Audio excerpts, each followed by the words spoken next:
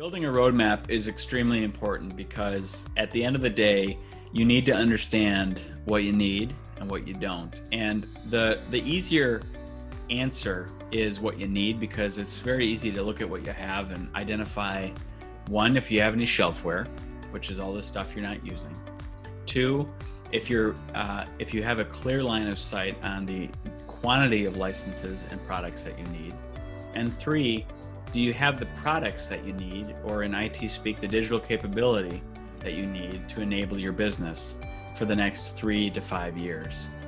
When you have those three variables in your sites, you can engage with Microsoft in a very educated, informed way immediately.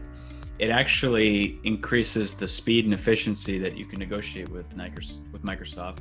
And it saves time on both your side, the client side, and on Microsoft's side, which at the end of the day always makes people happy when they don't have to go back and forth on creating action items and, okay, we need to figure out what you need, blah, blah, blah. So it automatically puts you in the driver's seat of a conversation, whether or not you're even negotiating. It puts you in the driver's seat so that you can ask questions and you can probe versus the other way around. If you start negotiating with Microsoft before you successfully create at least a conceptual roadmap, what you will find out very quickly is that Microsoft knows more about your company than you do.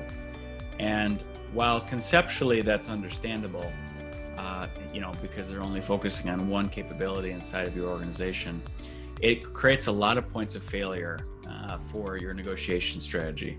The first being that Microsoft, when you ask them what your current state foot map looks like, they're going to show you an entire list of licenses and products and contracts in which you currently have in your organization. This is especially problematic for our large enterprise customers that may have 3 or 4 or 5 different orgs, 5 to 10 different contracts that are split across the globe, right? All different price points. So you find yourself spending months and months just validating that the current state is that your strategy is informed by your roadmap. And without a roadmap, you can't even build a strategy. And as every part of the strategy is not only from an IT development roadmap perspective, but actually a negotiation strategy. So your communication strategy, right? What you're going to say to Microsoft at what time. You don't want to sell the whole farm in your first conversation, if you will, right?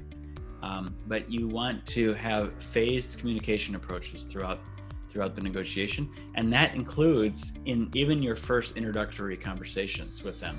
If you don't have that plan in place, you're automatically setting yourself up to fail and allowing Microsoft to take control of the entire narrative. And while Microsoft may not have any malintent in your discussion with them, what they're going to figure out very quickly is whether or not you know what you're talking about, aka you know what the organization needs versus not, and they're trained to do so.